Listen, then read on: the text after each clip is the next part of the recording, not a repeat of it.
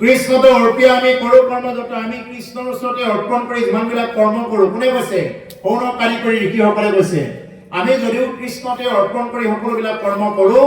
তাতো নানা বিঘ্নি আছে জানিলো মনত তাতো নানা ধৰণৰ বিঘ্নি আছে কি আছে এতিয়া তেওঁলোকে যিমান যি পূজা যজ্ঞ আদি কৰি কৰে মূৰ্তি বনায় এই মূৰ্তিবিলাকক কি কৰিব লাগিব আবাহন কৰিব লাগিব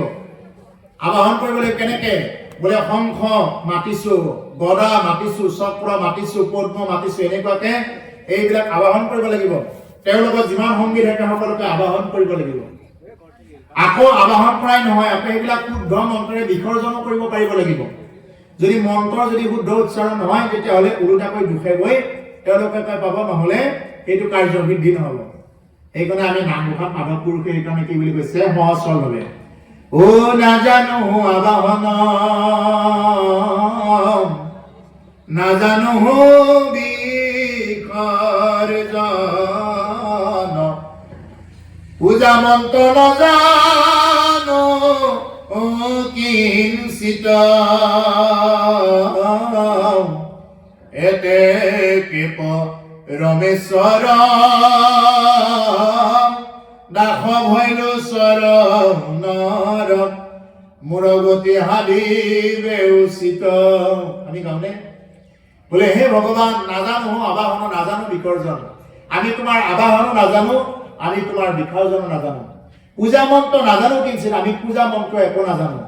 এতেকে পৰমেশ্বৰ দাস ভৈলো চৰণত গতিকে হে ভগৱান মই তোমাৰ চৰণত এতেকে মানে অংক কৰি থাকিলে কি কৰে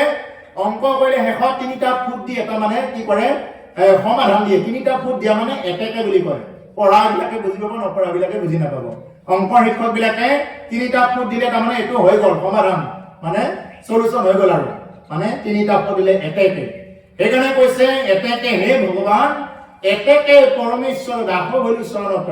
এতেকে হে ভগৱান মই এইটোৱে সমাধান উলিয়াইছো যে তোমাৰ চৰণত মই দাস হ'ব ওলাইছো তুমি যাতে মোক তোমাৰ দাস বুলি গ্ৰহণ কৰা তোমাৰ যাতে সেৱক বুলি গ্ৰহণ কৰা বা তোমাৰ সেৱক হ'বৰ কাৰণে যিমানখিনি যোগ্যতাৰ প্ৰয়োজন সিমানখিনি যোগ্যতা যাতে তুমি আমাৰ মাজত আনি দিয়া এই বুলি ভগৱন্ত পুৰুষৰ ওচৰত আমি কি কৰিব লাগে প্ৰাৰ্থনা কৰিব লাগে সেইকাৰণে মূৰ্তি পূজা কৰিব গ'লে আমাৰ কি বিপদ আছে এই ভাগৱতো এটা মূৰ্তিয়ে হয় ভাগৱত কি মূৰ্তি মূৰ্তি বহুত প্ৰকাৰ থাকে বাংময় মূৰ্তি থাকে আৰু শিলৰ মূৰ্তি থাকে এইটো হ'ল বাংময় মূৰ্তি বাংময় মানে হ'ল বাক্যময় বাক্যই হ'ল শব্দ শব্দই হ'ল ব্ৰহ্ম ব্ৰহ্মই হ'ল ভাগৱত সেইকাৰণে ভাগৱত পাঠ শুনিব আহিলে আমি কি কৰিব লাগে একান্ত মনে সেই কথাবিলাক আমি ল'ব পাৰিব লাগে সেইকাৰণে কৈছে যে কৃষ্ণত অৰ্পিয়া আমি কৰোঁ কৰ্মযত যিমানবিলাক আমি কৰ্ম কৰোঁ সকলো কিন্তু তেওঁলোকে কৃষ্ণত অৰ্পণ কৰিয়েই কৰে যাগ যজ্ঞ পূজা পাতল যিমান যি কৰে আগৰ ঋষিসকলে চব কৃষ্ণত অৰ্পণ কৰিয়েই কৰিছিল তাতো নানা বিঘ্নি আছে জানিলো মনত এতিয়া তেওঁলোকে নিজকে কৈছে যে তাতেও নানা ধৰণৰ বিঘ্নি আছে আমি সেইটো মনত অনুমান কৰিছো বুলি কৈছে এতেকে প্ৰিয় কৃষ্ণ চৰিত্ৰ অমিত এতেকে হে ভগৱান তুমি আমাক কৃষ্ণ চৰিত্ৰ অমিত পান কৰোৱা শ্ৰৱণ মাত্ৰকে যেন হওঁ কৃতজ্ঞ শুনাৰ লগে লগে যেন আমি কৃতজ্ঞ হওঁ ভাগৱত শুনি যদি আমি কৃতজ্ঞ হ'ব নোৱাৰিলো ইমান দিন ভাগৱত শুনিলো আমি যদি একো বুজিয়ে নাপাওঁ ভাগৱতে কি কৈছে তেতিয়াহ'লে শুনাৰ কি অৰ্থটো থাকিব ল'ৰাজন মেট্ৰিক কেণ্ডিডেট এজন আছে তেওঁ পঢ়ি আছে এনে যদি নামৰ টেবুলখনত কৈদত বহি থাকে যদি তেওঁ যদি নপঢ়ে নিজে ইচ্ছা কৰি তেতিয়াহ'লে তেওঁ কি বুজি পাব গতিকে সেইকাৰণে আমি যিখিনি পঢ়ো সেইখিনি বুজি পাব লাগিব সেইকাৰণে কি বুলি কৈছে ভাবেন লভতে জ্ঞানম ভাবেন লভতে সৰ্বম ভাৱতে জ্ঞানৰ প্ৰতিষ্ঠান ভাবেন লভতে জ্ঞানম ভাবিলেহে জ্ঞান লাভ হ'ব ভাবেন লভতে সৰ্বম ভাবিব পাৰিলে সকলো তেওঁৰ জীৱনত মানে সফল হ'ব যদি তেওঁ ভাবিবই নোৱাৰে এই কথাবিলাক তেতিয়াহ'লে তেওঁৰ জীৱনত একো লাভ নহ'ব ইয়াত কি কোৱা হৈছে কিয় কোৱা হৈছে কি উদ্দেশ্যত কোৱা হৈছে আমি আজি কি উদ্দেশ্যত ইয়াত আহিছোঁ এইবুলি যদি আমি ভাবিবই নোৱাৰোঁ যদি অন্য মনস্ক হৈ থাকোঁ তেতিয়াহ'লে আমাক সেই কথাই কিয় নকৰিব সেইকাৰণে কৈছে জাগ যুগ যজ্ঞ কৰি দুখ পাইলে মাত্ৰ আবেগ কহিনুক মহাভাগৱত শাস্ত্ৰ গতিকে যাগ যজ্ঞ কৰি আমি কেৱল দুখেই পালোঁ এতিয়া আমাক কি কোৱা ভাগৱত শাস্ত্ৰৰ কথাখিনি কোৱা এইবুলি মহাভাগৱত শাস্ত্ৰ এতিয়া ক'ব এৰম কৃষ্ণ কথা এইটো অমৃত ততো কৰে সাধন অনুভূত হুক পৰি কীৰ্তন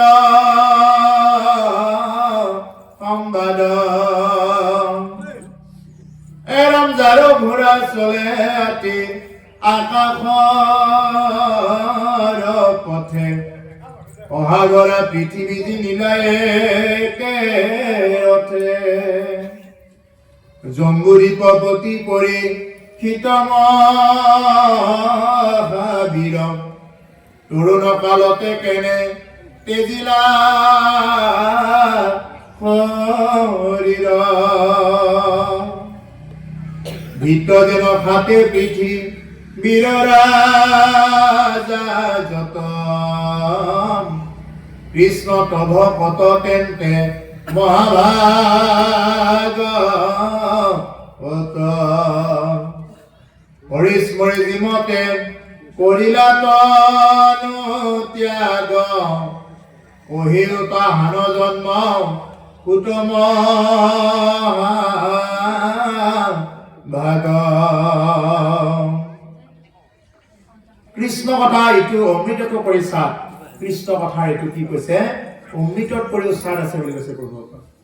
অমৃত লাভ কৰি কি অমৰ হ'ব পাৰে যদি কৃষ্ণ কথা কোনোবাই যদি জীৱনত পালন কৰিব পাৰে তেওঁৰ জীৱনত কি হৈ যাব পাৰে তেওঁ জনম মনৰ পাক চক্ৰৰ পৰা তেওঁ অমৰ হ'ব পাৰে অমৰত্ব গতি লাভ কৰিব পাৰে গতিকে কৈছে অমৃতটো কৰি চাত অমৃতত কৰি এইটো চাত থকা এই হ'ল কৃষ্ণ কথা শুনো হুত হুক পৰীক্ষিত সম্বাদ গতিকে আমি কি কৰোঁ এতিয়া বাকী চব বাদ দি সুত আৰু সেই সুখ আৰু পৰীক্ষিতৰ কথাখিনি আমি এতিয়া শুনো এই বুলি কৈছে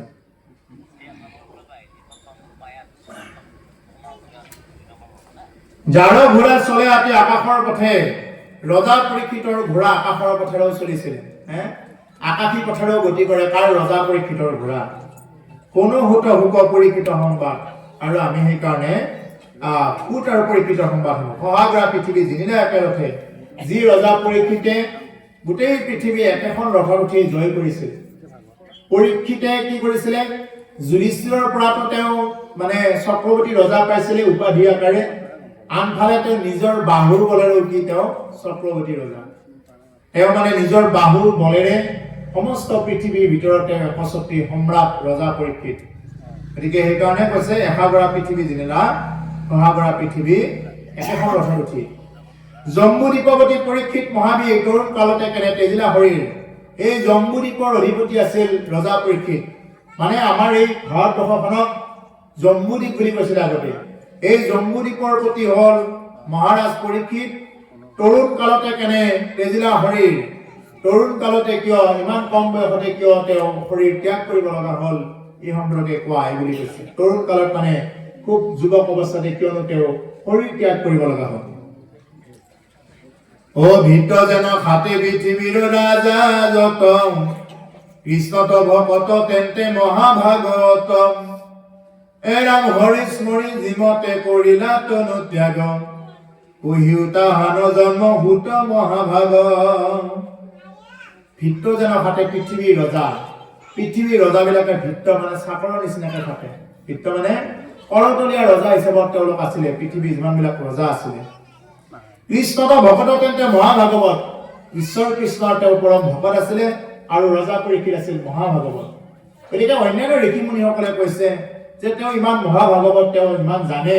তথাপি তেওঁ কিয়নো অভিশপ্ত হ'ব লগা হ'ল বা কিয়নো তেওঁ তৰুণ কালতে ডেকা বয়সতে তেওঁ কিয় প্ৰাণ ত্যাগ কৰিব লগা হ'ল কহিও তাহান জন্ম সুত মহাভাগ তেওঁৰ কথাখিনি আমাক কোৱা হে সুত মহাভাগ হে মহাভাগ্যশালী সুত তুমি আমাক কোৱা বুলি কৈছে হে ৰাম বিষ্ণু বৈষ্ণৱৰ কিঞ্চি টেকনাই ভেদ দুই কথা কৰে পাত কৰ স্কন্ধ ছেদ এটাকে শুনিব আমি কৃষ্ণৰ চৰিত্ৰ এই কেতৰিবে আবে দুৰ্ঘোৰ কলিত বিষ্ণু বৈষ্ণৱৰ কিঞ্চিত একো নাহে ভেদ পূৰ্বক যে বিষ্ণু হে বৈষ্ণৱ সেইকাৰণে তুমি দেখা ভকতজনকে তুমি কৃষ্ণ বুলি কোৱা দেখাজনকে ৰাম বুলি কোৱা তোমাৰ ওচৰত অহা ভকতজনকে যদি তুমি কৃষ্ণ বুলি নকোৱা তোমাৰ ওচৰত বা তোমাৰ গৃহত যদি কোনোবা এজন ভকত আহে, তুমি যদি ৰাম বুলি ক'ব নাজানা, কৃষ্ণ বুলি ক'ব নাজানা, তুমি দেখাজনকে যদি কৃষ্ণ বুলি নোকোৱা, নেদেখাজনক কেনেকৈ শ্ৰদ্ধা কৰিবা? নেদেখাজন যদি তোমাৰ আগত শংখ চক্ৰ গদাবত নলৈ মানে আবিৰ্ভাৱ হয়, তেওঁৰ ওচৰত তুমি কেনেদৰে ভক্তি কৰিবা? সেইকাৰণে কৈছে দেখাজনকে তুমি কৃষ্ণ বোলা, দেখাজনকে ৰাম বোলা। বিষ্ণু বৈষ্ণৱ গুৰুদেৱ নাম নকয়, চাৰিটা বস্তু এক। যেইজন গুৰু তেওঁৱে হ'ল দেৱ কৃষ্ণদেৱ। নাম সেই নাম, যেই নাম সেই হৰি, জানানিষ্ঠ কৰি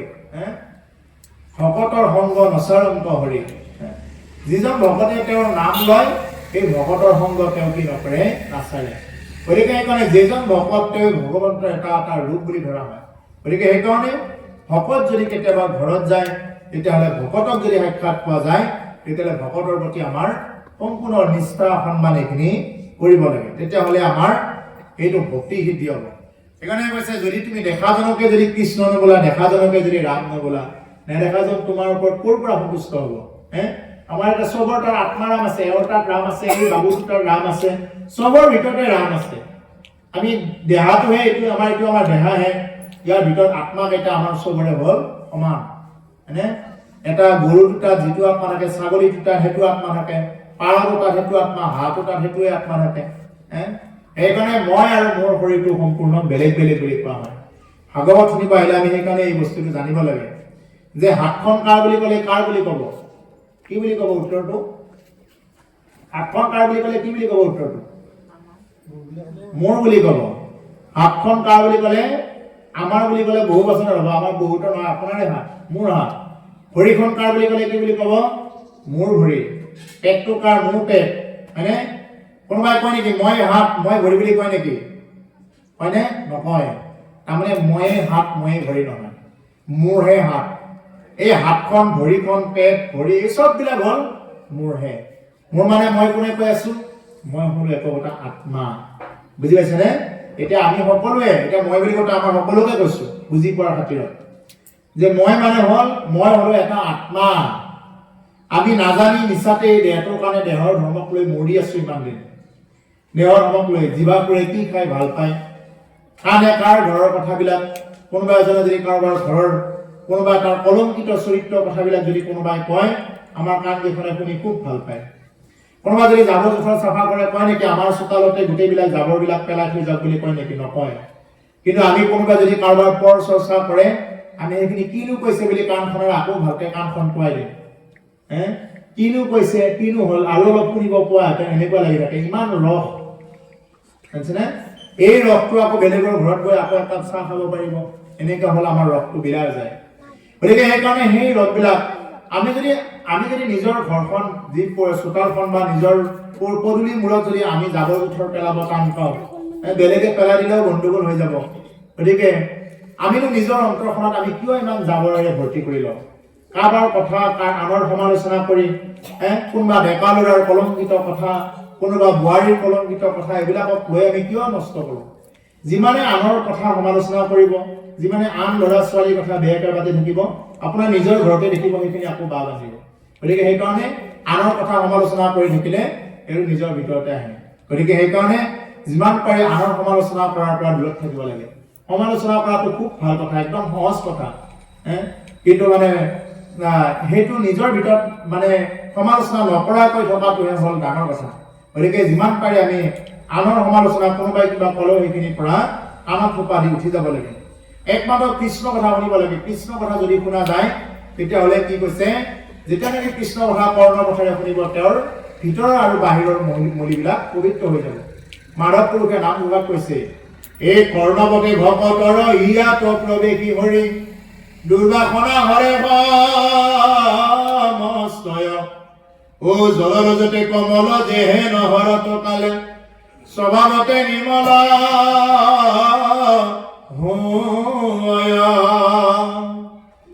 কৰ্ণৱতে ভকতৰ ইয়াত প্ৰৱেশী হৰি। কাণৰ কথাৰে যদি কেনেবাকৈ এবাৰ যদি ৰাম নাম কৃষ্ণ নাম প্ৰৱেশ কৰিলে কি হৈ যাব বুলি কৈছে?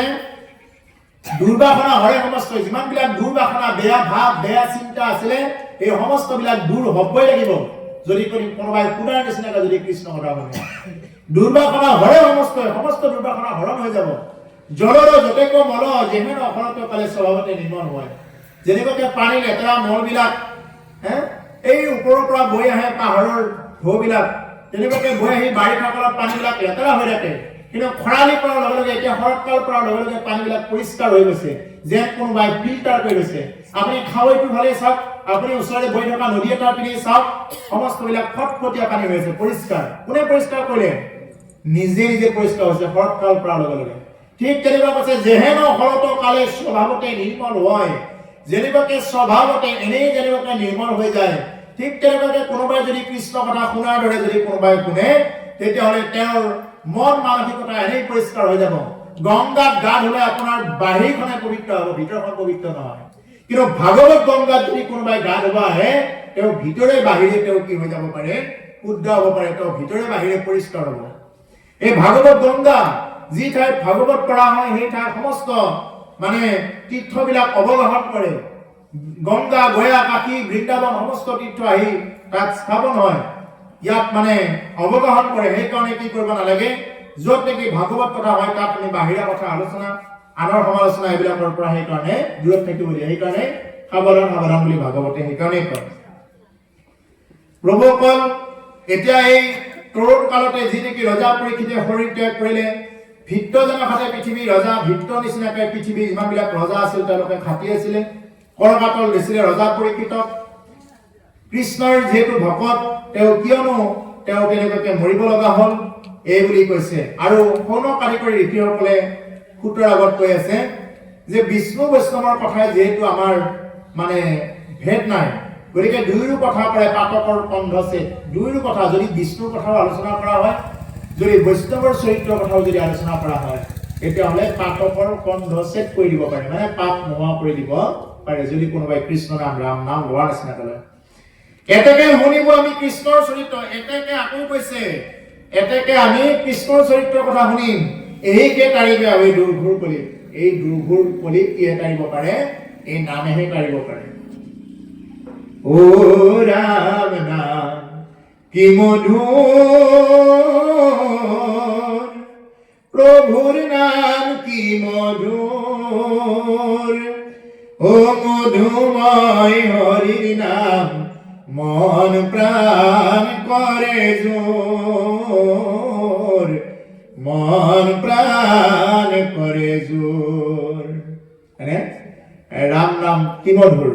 ইমান মধুৰ ৰাম নাম লৈ চাব লাগে আকৌ এইটোকে জুবিন গাৰ্গে কেনেকৈ গাইছে ও ৰাম নাম নামে গংগাৰ জল ও হৰি নাম ভকতি সাধন বয়াহে বৈকুণ্ঠৰ পৰা কি ঐ ৰাম বয়াহে বৈকুণ্ঠৰ পৰা জুবিন গাৰ্গে গাইছে এনেকে এইটো সুৰত গতিকে সেইকাৰণে ৰাম নাম এনেকুৱা মাধুৰী আছে অমীয়া মাধুৰী যিয়ে পান কৰিব পাৰে তেওঁহে বুজি পাব পাৰে ৰাম নাম যদি লোৱা যায় কৃষ্ণ নাম যদি তুমি জপ কৰিব পাৰা কোনো শক্তিয়ে তোমাক অপায় অমংগল কৰিব নোৱাৰে সেইকাৰণে লোৱাৰ নিচিনাকৈ ল'ব লাগিব সেইকাৰণে নামত বিশ্বাস কৰক প্ৰভুসকল এ দেৱৰ দুৰ্লভ ভোক মুনি মহাভাগ কিমতে পাই লন্ত পৰীক্ষিতে তাংক লাগ হে ৰাম বৈকুণ্ঠৰ হস্ত যিটো বেদান্ত তত্ত্ব হাত দিন কয়লা যিহেতু মহাভাগত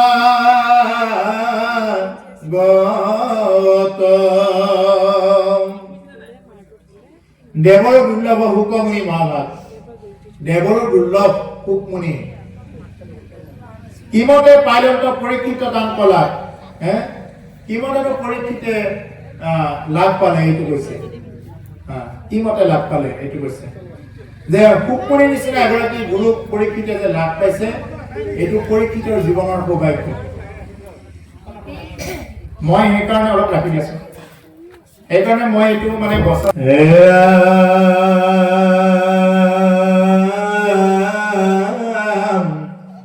দেৱৰ দুৰ্লভ হুক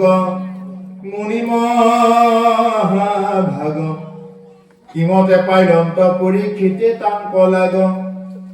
বৈকুণ্ঠৰ হাস্ত দিত বেদান্ত তত্ত্ব হাতৰিনে পয়লা হিতু মহাভাগৱত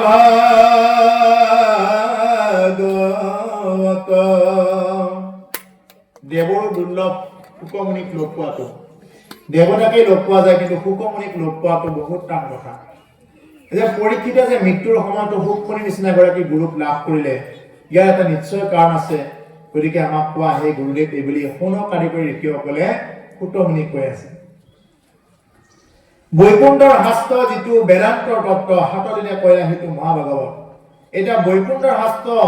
এইটো বেদান্তৰ তত্ত্ব বুলি কৈছে এটা ভাগৱত যি পঢ়ি আছো এয়া হ'ল বেদান্তৰ সিদ্ধ বেদৰ অন্ত হ'ল বেদান্ত মানে বেদৰ যি নেকি ধাৰা থাকে যি নেকি সূত্ৰ থাকে এই বেদৰ অন্ত হ'ল বেদান্ত এই বেদান্তৰ তত্ত্বই হ'ল মহাভাগৱত সেইকাৰণে বেদান্ত বেদে যি সিদ্ধান্ত দিছে ভাগৱতে যি দিছে এই হ'ল সুপ্ৰিম আৰু ইয়াতকে নাই আৰু ভাগৱতে যি কৈছে এই হ'ব ইয়াত কাৰোবাৰ যুক্তি কিবা কিবি এইবিলাক একো বিচাৰ নকৰে ই যি দিছে এই সুপ্ৰিম এই হ'ল আদৰ্শ ইয়াৰ ওপৰত আৰু বেলেগ কোনো ধৰণৰ বোলে অমুকে এনেকেহে ক'লে অমুকে আকৌ নহ'ব ভাগৱতে যি কৈছে সেই সিদ্ধান্ত হ'ব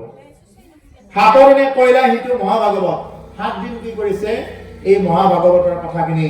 মহাৰাজ পৰীক্ষিতৰ আগত কৈ আছে গতিকে প্ৰভুসকল আমাৰ সেই 7টা দিনে সোম মঙল বুধ বৃহস্পতি শুক্ৰ শনি ৰবি কোনটো সোমবাৰে মৰিব লাগে আমি গম নাপাওঁ কোনটো মঙলবাৰে মৰিব লাগে আমি নাজানো কিন্তু মৰিবতো লাগিব সেইকেইটা বাৰৰ ভিতৰতে কিন্তু তাৰ বাহিৰে আৰু বেলেগ বাৰ নাই ৰজা পৰীক্ষিতে জানিছিল অহা 7 দিনত মৰিব আমি নাজানো এতিয়া এইকেইটা সোমবাৰৰ কোনটো সোমবাৰত মৰিম আমি হ'লে নাজানো গতিকে সেইকাৰণে কি কৈছে ও জীৱন দুদিনীয়া আহে ঐ কাপলৈ নাথাকে অনাদিকাল ও আপোনা আপোন বুলি মিছা মুখে বান্ধে তৰি লৈ মায়াৰে জাল সংসাৰ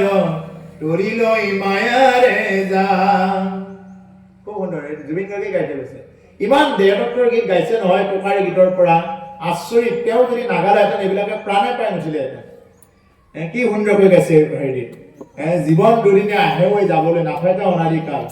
ইমান দিন নাথাকে দুদিনীয়া আমি এই দুদিনৰ কাৰণে আহিছো দুদিনৰ আলহী আমি যেনেকৈ ট্ৰেইনত একদম ৰিজাৰ্ভেশ্যন টিকট কাটি ল'লো কিন্তু তাৰ পৰা মানে যেতিয়া নেকি গন্তব্য স্থান পাই যাম সেই চিটটো আকৌ বেলেগক দিব লগা হয় যিমান যি কৰিলে উপায় নাই আৰু সেই চিটটো যিমানে আপুনি কাপোৰ কানি পাই লৈ নাযাওক এইবিলাক উঠাই পেলাই আপুনি নিজে নামি দিব লাগিব ঠিক তেনেকুৱা আমি এটা যাত্ৰা কৰি আছো আমি কোনফালে যাত্ৰা আমি মৃত্যুৰ পিনে যাত্ৰা কৰি আছো এইখন হ'ল মৃত্যুলোক মৃত্যু মানে মৃত্যুলোক এই মৃত্যুলোকত যাৰ জন্ম আছে তাৰ মৰিবই এদিন আগত বা এদিন পাছত এই যে কিবা কিবি ঘৰ চৰ বনাই থকা হৈছে আনকি চন্দ্ৰ সূৰ্যও এদিন ডুবিব গতিকে সেইকাৰণে ইয়াত যি বস্তুৰ জন্ম আছে তাৰ মৃত্যু আছে গতিকে সেইকাৰণে মৃত্যু যিহেতু আছে যাতে আমাৰ মৃত্যুটো যাতে এনে পচি সৰি মৰিব লগা নহয় আমাৰ মৃত্যুটো যাতে অলপ ঊৰ্ধ্বগতি হয় প্ৰভু ভগৱন্তে কৃপা কৰে এইটোৱে আমি প্ৰভু ভগৱন্তৰ ওচৰত প্ৰাৰ্থনা কৰিব লাগে সেইকাৰণে আমি শিশুকালৰ পৰা ভাগৱত শুনিব লাগে আমাৰ বহুতৰ চিন্তা ভাগৱত কোনে পঢ়ে দাঁত সৰাবিলাকেহে পঢ়ে যাৰ চুলি তুলি পকে বুঢ়া হয় সেইবিলাকে ভাগৱত পঢ়ে শুনে বহুতৰ ধাৰণা হ'ল সেইটো ভাগৱত তেতিয়াৰ পৰা হেনজানি শিশু হ'ব এৰি আমাৰ কৰ্ম কৰিও কুমাৰ কালে ভাগৱত ধৰ্ম শিশুকালৰ পৰাই ভাগৱত শুনিব দিছে পঢ়াৰে শিশুসকলক কৈছে যে শিশুকালৰ পৰাই ভাগৱত শুনা যদি শিশুকালৰ পৰাই যদি আপোনাৰ ল'ৰা ছোৱালীক যদি ভাল কৰিব নোৱাৰে এদিন ডাঙৰ হোৱাৰ পিছত আপুনি আৰু কেতিয়াও তেওঁক ভাগৱতৰ মাজলৈ তেওঁক আনিব নোৱাৰে গতিকে সেইকাৰণে শিশুকালৰ পৰাই যদি ভাগৱতমুখী কৰিব নোৱাৰে তেতিয়াহ'লে এইটো এনেই গুচি যাব গতিকে প্ৰভুসকল সেইকাৰণে আমি ভাগৱতমুখী হ'ব লাগে আমি নিজে এইবিলাক কৰি দেখুৱাব লাগে আৰু আমি ল'ৰা ছোৱালীবিলাকক এইবিলাক আদৰ্শ দেখুৱাব লাগে এৰাম কিহেতু ৰাজা কয়া কি ডংকিলে তৈক্ষকে পাইলা গতি ভাগৱত শ্ৰৱণ মাত্ৰকে বৈষ্ণৱৰ বৃত্তান্ত শুনিবে ইচ্ছা আছে পঢ়িও কহুত আন কথা শুনো পাছে গতিকে ভাগৱত শ্ৰৱণ কৰিব ইচ্ছা আছে ভাগৱত কিয় শুনিব ইচ্ছা কৰিছে তেওঁলোকে ক'ব পাৰিলেহেঁতেন মোক বেলেগ বেদ পঢ়ক, বেলেগ বেদ শুনাওক এই বুলি ক'ব পাৰিলেহেঁতেন। কিন্তু ভাগৱতে যে শুনাইছে ইয়াৰ মূল কাৰণ হ'ল শুকমুনিয়ে জিভা শাস্ত্ৰত মোক দিছে ভাগৱত। এই ভাগৱত সঁচাকৈ শুনিবলৈ ইয়াত কি আছে? ৰস আছে। আমাৰ বহুতে ভাগৱত পঢ়ি যায়, কেৱল মাতি যায়, কিন্তু ব্যাখ্যা নকৰে।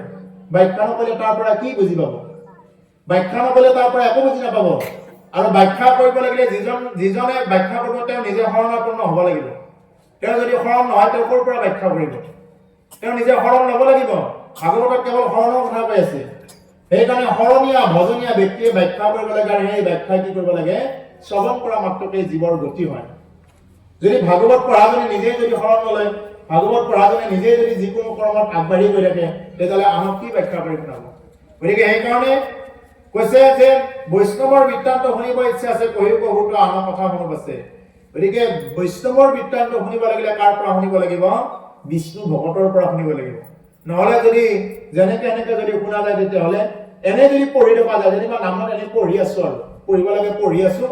কাতি মাহত অনুষ্ঠান পাতিব লাগে পাতিছো, আহি চাহ খোলা খালো আৰু গলো, তেতিয়াহ'লে চববিলাক এইবিলাক একো কাম নহ'ব, চব পানী পানী হৈ যাব। দেখিব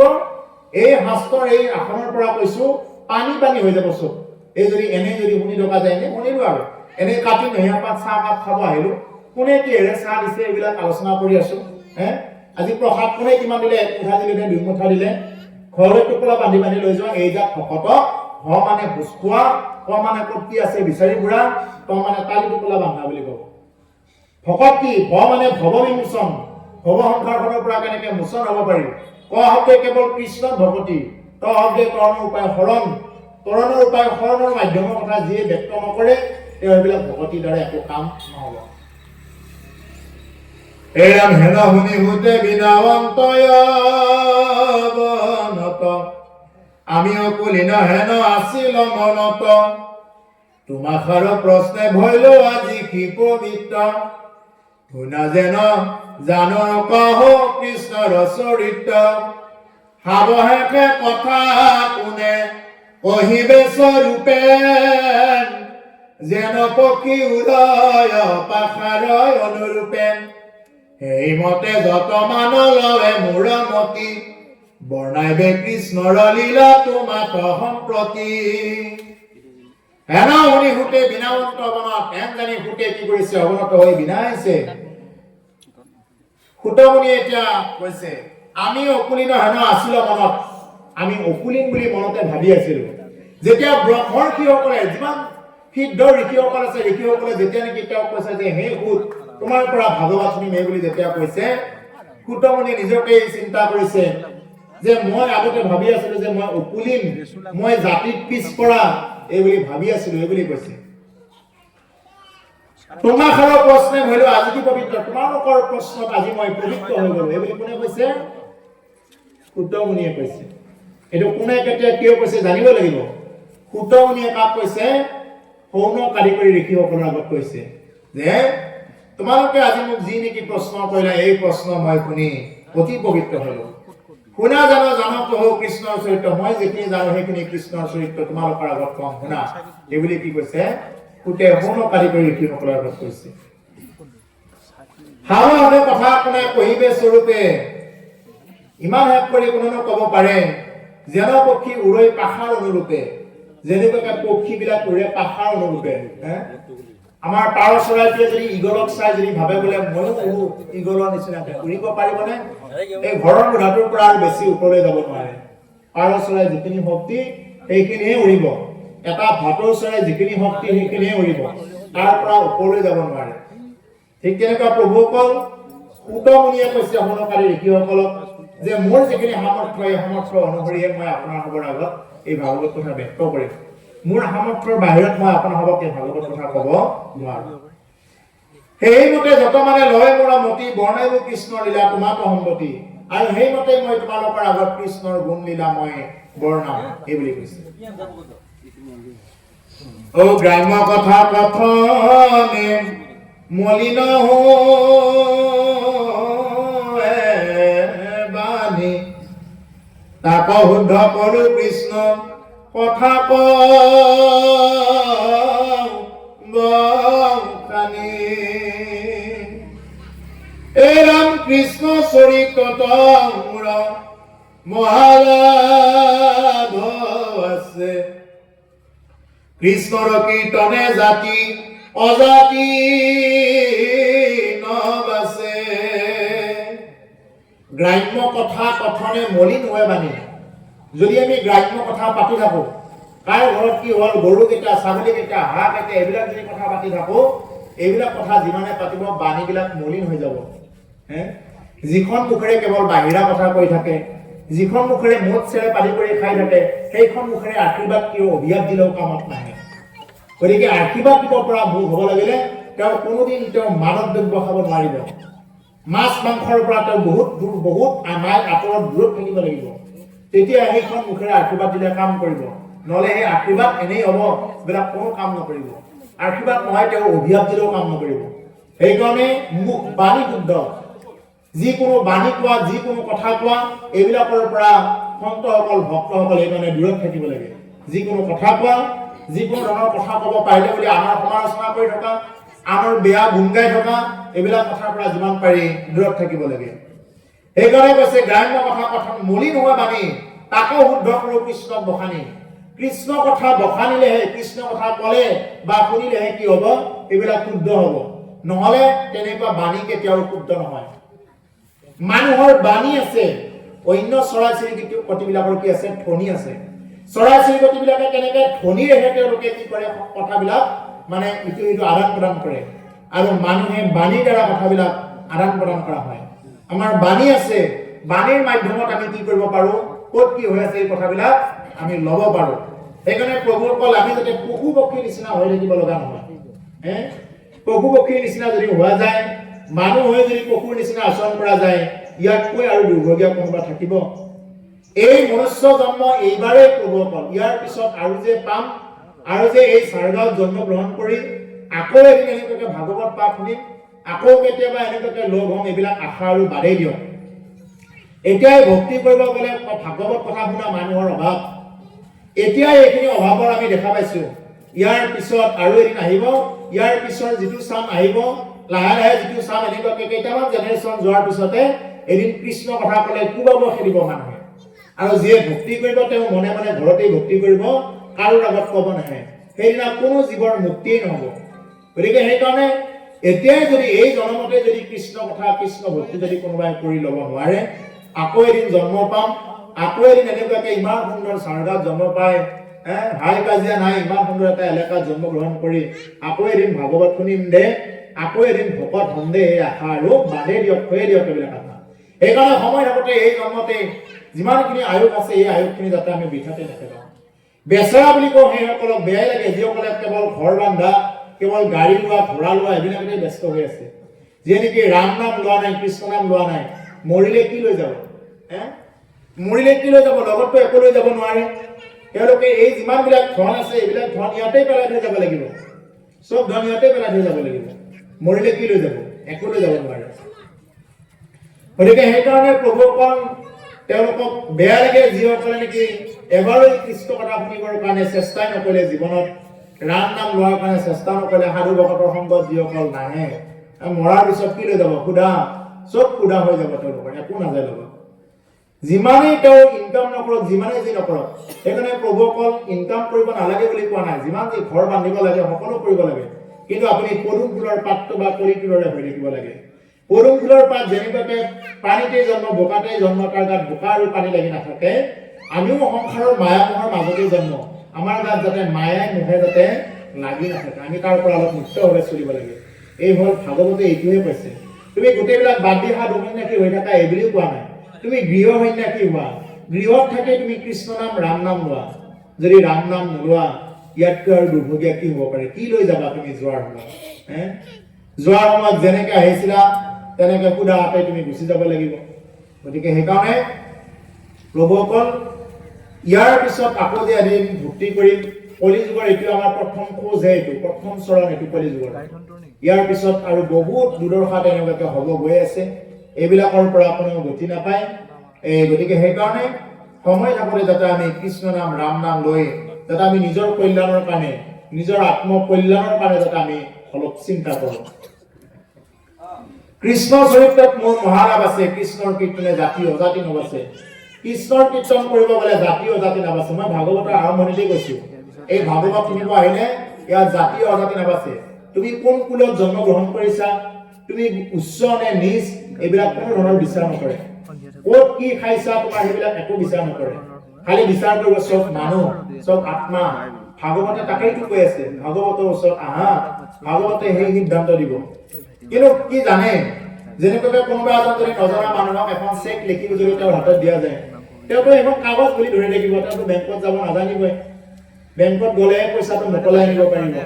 ঠিক তেনেকুৱা আমাক এখন চেক দিছে ইয়াতে জীৱনৰ এখন চেক এই যে শাস্ত্ৰ ভাগৱত বিলাক দিছে গীতা ভাগৱত এইবিলাক আমি মুকল কৰি নাচাওঁ আমি ধুনীয়াকৈ কাপোৰ এখন বান্ধি লাৰিব নাপায় বুলি আমি থৈ দিওঁ লাৰিব নাপায় কিয় নাপায় এইবিলাক আগৰ মানুহৰ কথা এইবিলাক নাপায় এতিয়া এইবিলাক নাপায় চাপাই নাই আপুনি যদি গা পা ধুই উঠিছে আপুনি যদি অকলে যদি জ্ঞানৰ নিমিত্তে চাব বিচাৰে আপুনি টেবুল চকীত বহি হ'লেও আপুনি কিনো লিখিছে আপুনি অকণমান চাব পাৰে কিনো আছে কথাখিনি অকণমান পঢ়ুৱাই দিয়াচোন বাৰু পঢ়িব পাৰে গীতা ভাগৱত কীৰ্তন এতিয়া আনুষ্ঠানিকভাৱে লোৱাৰ কাৰণে আজি এনেকৈ চাকি বন্তি জ্বলাই নিয়ম কৰি দিছো এনে যদি জ্ঞানৰ নিমিত্তে যদি ভাগৱত অধ্যয়ন কৰা যায় তেতিয়াহ'লে আপুনি কি কুলত জন্মগ্ৰহণ কৰিছে আপুনি কি খাইছে কি আচৰণ কৰে এইবিলাক পিছৰ কথা ভাগৱত যদি শুনা যায় সমস্ত পাপী তাপিও কি ভাগৱতে উদ্ধাৰ কৰিব পৰা ক্ষমতা ভাগৱতৰ আছে সেইকাৰণে কৈছে কৃষ্ণৰ কীৰ্তনে জাতি অজাতি নাবাছে একো নাবাছে হে ৰাম বৈকুণ্ঠৰ শাস্ত্ৰ এইটো মহাভাগৱত যেন মতে পৃথিৱীত ভৈলন্ত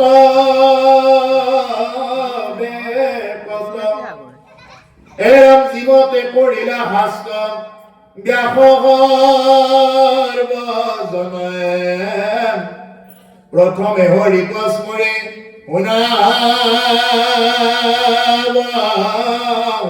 নামে বৈকুণ্ঠৰ শাস্ত্ৰ এইটো মহাভাগৱত এই ভাগৱত শাস্ত্ৰ কৰ এই ভাগৱত হল বৈকুণ্ঠ শাস্ত্ৰ এই বৈকুণ্ঠৰ কল্প তৰু ভাগৱত শাস্ত্ৰ ইয়াৰ উত্তম ফল হৰি নাম মাত্ৰ হৰি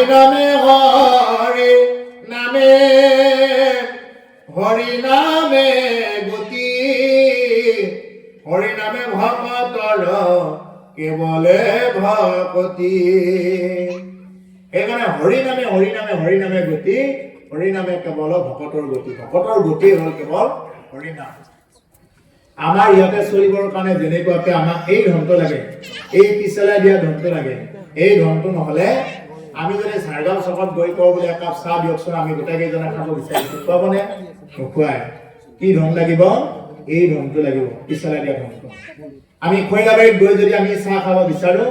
চাহৰ হোটেলত আগতে এই ধনটো দিব লাগিব যদি পইচা নাই আমি চাহ খাব বিচাৰিছো বুলি কোৱা যায় চাহ দিব নেকি নিদিয়ে এইটো জগতত চলিবৰ কাৰণে এইটো ধন আমাৰ যিটো নেকি আমি টকা হিচাপত কৰোঁ যদি আমি আমেৰিকালৈ যাব লগা হয় এইখিনি ভূটানলৈ গ'লে আমাৰ এইটো পইচাৰ এইটো কামতে নিদিয়া হয় গতিকে তুমি এইটো পইচা তুমি মৰাৰ পিছত ক'ৰ পৰা কামত দিব তোমাৰ এই পইচাৰে এইবিলাক পইচা যিমানে যি নেদেখুৱা এইবিলাক হেৰুলে হৈ যাব একো কামত নিদিয়ে এইখিনি ভূটান পাৰ হোৱা তুমি ভৈৰৱকুণ্ড পাৰ হোৱা তোমাক এইখিনি এই পইচাৰে তোমাক কাম নিদিয়ে তোমাক কেতিয়া ভূতীয়া পইচা লাগিব এটা আত্মা যেতিয়া আমাৰ এই ভূ লোকৰ পৰা যেতিয়া নেকি ভূলোক ভুৱলোক জনলোক মহালোক তপলোক সত্যলোকত ব্ৰহ্মা থাকে ব্ৰহ্মাৰ ওপৰত যেতিয়া নেকি বৈকুণ্ঠ লোকত যাব লগা হ'ব তেতিয়া কি লাগিব তেতিয়া ধন লাগিব কি ধন লাগিব নাম ধন সেইকাৰণে সকলোৱে জানে ৰাম ধন নলাগয় নাম ধন বিনা জৈৰ ধুৰণ ধন হে ৰাঘব জয় ৰামে জয় ৰঘুৰানন্দন আন ধন লাগে কি লাগে নাম ধন লাগে নাম ধনেৰে এটা আত্মা উদ্যোগামী হ'ব পাৰিব নহ'লে তেওঁ এই সংসাৰতে পুনৰূপী জনমম পুনৰূপী মৰণম পুনৰূপী জননী জঠৰে শয়নম পুনৰবাৰ জনম পুনৰবাৰ মৰণ পুনৰবাৰ জননীৰ জঠৰাগ্নিত প্ৰৱেশ কৰিব লগা হ'ব যদি কোনোবাই কৃষ্ণ নাম যদি এই মনুষ্য জন্ম পোৱাৰ পিছতো যদি নলয় সেইকাৰণে কৈছে বিষয় সমন হওক সমস্ত জনিতে পায় হৰি হেৱা একো নাই হৰিৰ সেৱাৰ যোগ্য কেৱল মনুষ্যতনো জানি ফুৰা হৰি গুণ গায় বিষয় সম্বন্ধীয় সুখ সমস্ত জড়িতে পাবা গাহৰিটো আমাতকৈ বেছি ভালকে খাই আছে উদৰ পৰা খাই আছে তথাপি সিহঁতৰ বেমাৰ আজাৰ বৰ বিশেষ নাই এই মানুহে যে কৃত্ৰিমভাৱে খোৱাৰ কাৰণে কিছুমান বেমাৰবিলাক আহে বনৰীয়া গাহৰিৰ কাৰণে কোনো ধৰণৰ তেনেকুৱা এই চিকিৎসালয় তেনেকুৱা ব্যৱস্থা নাই সিহঁতে নিজে নিজে চিকিৎসালয়ত নাহে নিজে নিজে মুখেদি বেজি দিয়কচোন বুলি নাহে চৰাই চিৰিকটিবিলাকৰ নাহে এতিয়া মানুহে কৃত্ৰিমভাৱে অধিক উৎপাদনৰ কাৰণে লোৱাৰ কাৰণে কিছুমান বেমাৰ আহিছে কিন্তু কৃত্ৰিমভাৱে নহ'লে আগৰ জীৱবিলাকৰ কোনো ধৰণৰ হস্পিটেলেই নাই গতিকে সেইকাৰণে প্ৰভুসকল সেইবিলাকে উদৰ পৰাই খাব পাৰে যিমান খালেও তেওঁলোকৰ মানে বেমাৰ আজাৰ নহয় কিন্তু মানুহে তোমাৰ যিমান টকাই নাথাকক কিমান খাবা তুমি অকণমান খাই দিয়া তুমি এসপ্তাহ মাছে মাংস মঙহে তুমি এসপ্তাহ ৰেষ্ট নিদিয়াকৈ খাই দিয়া দেখিবা তোমাৰ পেট ফুলিব পেটৰ বদ হজম হ'ব গেষ্ট্ৰিক বেছি হ'ব গেছৰ টেবলেট বেছিকৈ খাব লগা হ'ব সেইকাৰণে পাৰিলে নিৰামিষ খাব লাগে নিৰামিষ খাদ্য হ'ল সবাতোকৈ উত্তম মানুহৰ খাদ্য আমি হ'বই নোৱাৰে বহুত এইবিলাক আমি যদি মানৱতাৰ ফালৰ পৰা চাওঁ ধৰ্মটো বাৰু বাদেই দিছোঁ মানৱতাৰ ফালৰ পৰা চালেও আমি এটা জীৱ তেনেকুৱাকৈ ধৰফৰাই থাকে সেইটো কাটি মাৰি কেনেকৈ খাব আৰু যদি বিজ্ঞানৰ ফালৰ পৰা চাই বিজ্ঞানৰ ফালৰ পৰাতো নোৱাৰে মাংস হাঁহৰ প্ৰাণীবিলাকৰ নখবিলাক জোঙা আমাৰ জোঙা নেকি আমাৰতো একদম সমান মাংস হাঁহৰ প্ৰাণীবিলাকৰ দাঁতবিলাক জোঙা আমাৰতো জোঙা নহয় আমাৰ সমান মাংস হাঁহৰ প্ৰাণীবিলাক চেলেকি খায় আমিতো চেলেকি নাখাওঁ আমি পিহে খাওঁ হয়নে এনেকুৱা মাংস হাঁহৰ প্ৰাণীবিলাকৰ বাঘ সিংহ আদিবিলাকৰ খাদ্য নলীডাল গোটেই চুটি যাতে সি যিমান ডাঙৰ জীৱ খাই দিলেও গিলি দিলেও যাতে সোনকালে হজম হয় কিন্তু আমাৰ খাদ্য নলীডাল বহুত পাপ খোৱা গতিকে সেইকাৰণে এতিয়া আজিকালি যে মানুহৰ যে বিশেষকৈ একদম ঠায়ে এই যে কেঞ্চাৰ এই যে একদম বিভিন্ন প্ৰকাৰৰ পাথৰটো ক'বই নালাগে ঘৰে ঘৰে পাথৰ পায় কিডনী পাথৰ লিভাৰৰ পাথৰ liver cirrhosis grade 1 grade 2 grade 3 একদম এটাৰ পিছত কিয় হৈ আছে এইবিলাক হোৱাৰ মেইন কাৰণে হ'ল মাংস বেছি খাইছে এতিয়া মানুহে বিশেষকৈ ব্ৰইলাৰ জীৱনৰ পৰা একেবাৰে এৰাই চলিব ব্ৰইলাৰ মাংস আৰু ব্ৰইলাৰৰ ডিমা একদম জীৱনৰ পৰা এৰাই চলিব আগৰবিলাক আমি যেতিয়া আমি চাইছিলোঁ আমিনো ক'ত কেইদিনৰ আমি চোৱাৰ দিনতে মাংসৰ মানুহে ক'ত কেইদিন খাইছিলে ক'ৰবাত বিহু আহিলে এদিন খাইছিলে ক'ৰবাত আলহী আহিলে এদিন খাইছিলে খাবই নাপাইছিলে ভালকৈ সেইকাৰণে মানুহৰ বেমাৰ আজাৰো হোৱা নাছিলে বহুত কম এতিয়া চাব লক্ষ্য কৰিব যিমানে মাংস খোৱা আৰম্ভ কৰিছে পাৰ্টিৰ পৰা আৰম্ভ কৰিছে যিমানে নিশাচৰ হোৱা আৰম্ভ কৰি দিছে সিমানে মানুহৰ কিডনীত পাথৰ লিভাৰত পাথৰ এইবিলাক চববিলাক হয় কিয়